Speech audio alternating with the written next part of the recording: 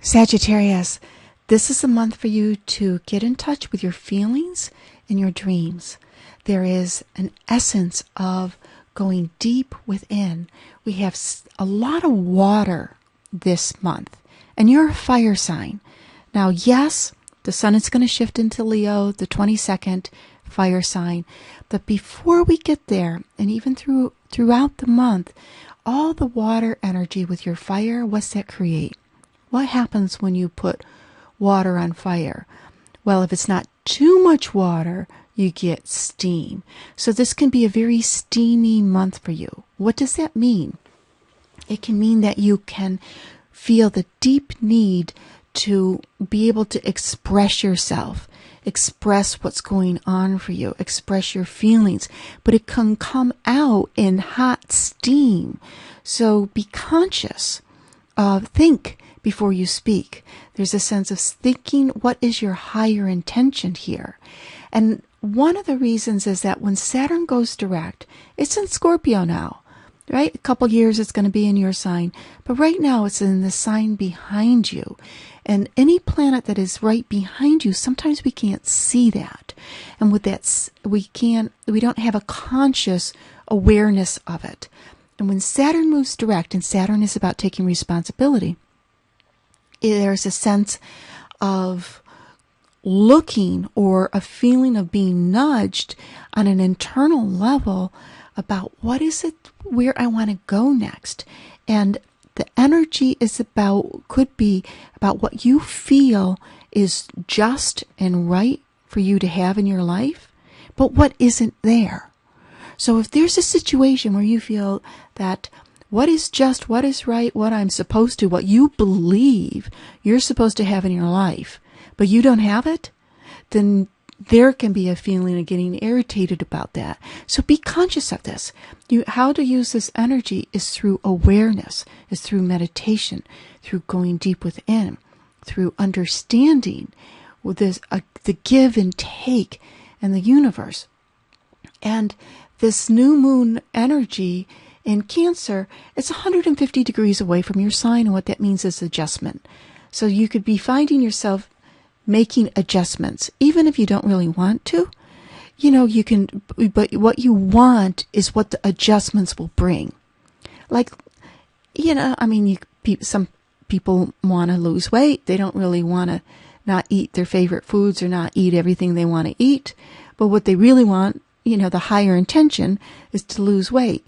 So it's that type of a thing of making adjustments. Look to your higher intention. And even if you really don't want to, what you want is what it will bring you. And when Mars goes into Cancer, that also will be that time of, I don't really want to do this. Maybe I don't really feel like getting up and going to work, but I want the paycheck and I don't want to get fired. So there's that energy of doing something, even though on a surface level, in the fantasy world, the ideal world, the perfect world that you're striving towards to create, it's not here yet. Keep the vision, though. Keep the vision. Keep the emotional feeling of what it's going to be like to have that life that you dream of. Now, when Uranus goes retrograde on the 17th, that's in a fire sign. And that's really a fun place for you, because it's in a place of romance, and it's saying that if you're single or dating, it can shake up and create some happy times in the romantic world for you. And then Mercury goes direct on July 20th, again going into a part of your world that represents actually this, because Mercury is square. See how it's square 13 to 12. Your Uranus, it would be a closer square if it was 12, but it's not. And because this Uranus energy is connected with love affairs and things that you like to do and your hobbies and your passions, then communicating with a lover, communicating with a friendship, a relationship, reaching out, or somebody reaching out to you can happen.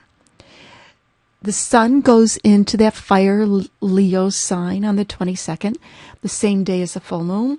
And here's where life really starts to shine for you and brighten up in many ways. Not like it's not bright, but bringing more brilliance into your world because it's fire. And it's akin to your energy. And with the full moon from the sun in Leo and the moon in Aquarius, this is a travel energy, whether it's a short trip or a long trip, whatever you can work into your world. It's a great time to start thinking about taking a little vacation, a little trip. It's also suggesting consider what you want to learn, consider what you want to know, and whether or not you have all the education that you want, and if not, what do you want to do about it? Doesn't mean to necessarily run out and sign up for a college course. It could be going to, downloading a book. It could be going to a lecture or a workshop, and it could be looking more long-term range of, in a few years, I want to be able to say I'm qualified to this, and this is what I need to learn. This will be good for me to learn. I'll enjoy it. I'll be excited about it. Make it interesting. And also on the 22nd, we have another shift in energy with Venus going into Virgo, which is the Virgo energy is what's called square your sign. And this is suggesting that there will be something that starts to highlight work for you. So even though there's this travel, fun, romantic energy, relationship energy, there's also a bit of a reminder about how do I want to be in the world. It's work, but it's more than work. It's what you want to do with your life. And it's suggesting to find something that you know that you're good at, that you can always learn from. There can always be something more to perfect, that you can say, this is how I'm putting forth my life energy.